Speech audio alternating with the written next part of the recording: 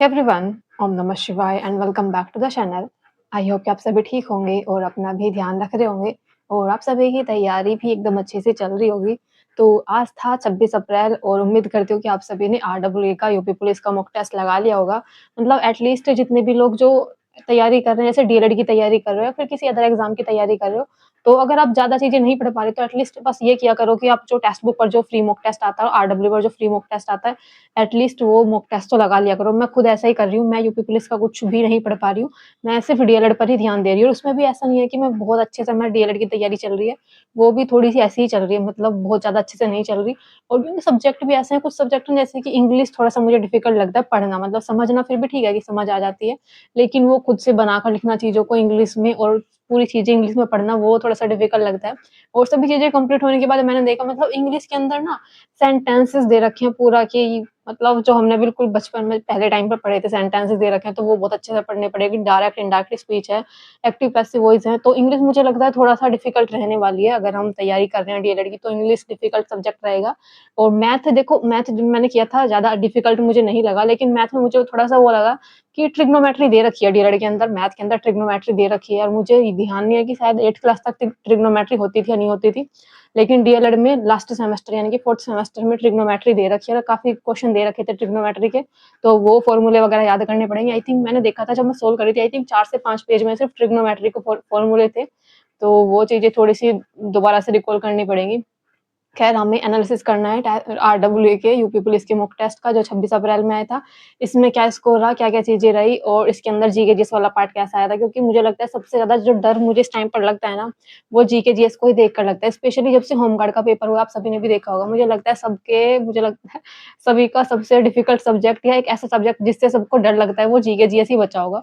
क्योंकि यूपीएसआई के पेपर में फिर भी इतनी डिफिकल्ट जीके जीएस नहीं आई थी, जितना आपने होमगार्ड के पेपर में दे रखी है।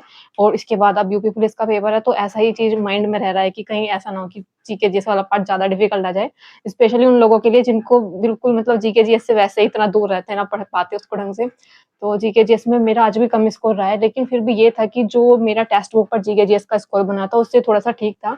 चलो ख़ैर फिलहाल इसी मॉक टेस्ट में एनालिसिस करेंगे, क्या रही इसमें चीज़ें सब्जेक्ट वाइज़ क्या रहा। देखो क्वेश्चन तो नहीं पता चल पाएँगे कि कौन-सा क्वेश्चन गलत है, कौन-सा ठीक है। और आज हिंदी के भी मेरे कुछ क्वेश्चन गलत हुए हैं। वो तो एनालिसिस के बाद ही पता चलेगा जब अंकित सर एनालिसिस करा देंगे। पहले चलो स्कोर देख लेते हैं कि क्या-क्या रहा था। और मैं सही बताऊँ ना, मैं क्योंकि देखो मेरे पास ना ऐसे कमेंट आ रहे थे कि दीदी रनिंग वगैरह कर रहे हो, क्या कर रहे हो? मतलब रनिंग कर रहे हो, नहीं कर रहे हो, कुछ बता नहीं रहे हो। तो वो हो ऐसा रहा है कि रनिंग तो मैं कर रही थी, लेकिन अभी बहुत दिनों से ना, आई थिंक 1 वीक से भी ज़्यादा हो गया, मेरे एंकल में बहुत ज़्यादा पेन है।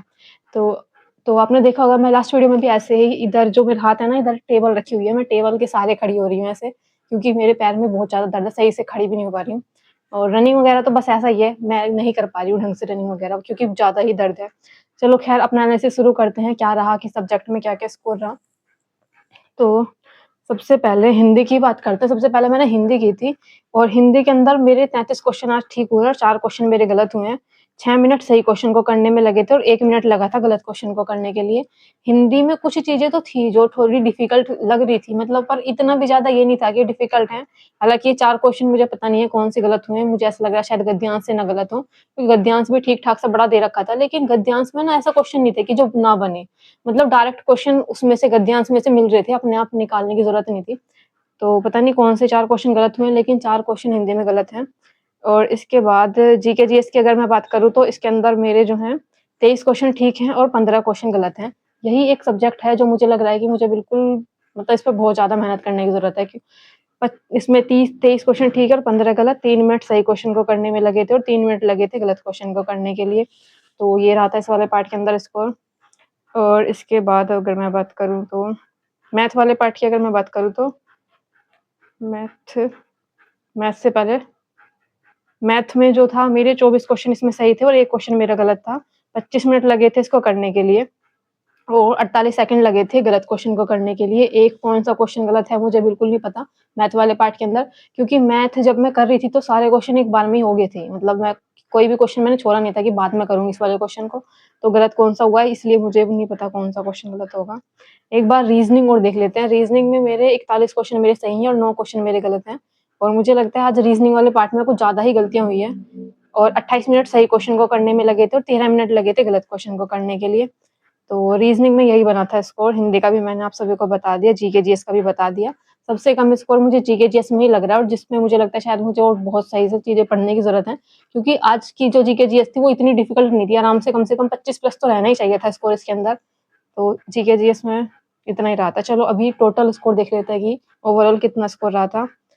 तो आरडब्ल्यूए के 26 अप्रैल के मॉक टेस्ट में जो स्कोर था मेरा 242 था 300 में से और 1425 रैंक थी 39,529 में से। 96 परसेंटाइल थी, 121 क्वेश्चन मेरे इसमें सही थे और 29 क्वेश्चन मेरे गलत थे। 80% इसमें एक्यूरेसी थी। तो ये रहा था टोटल मिलाकर ओवरऑल स्कोर।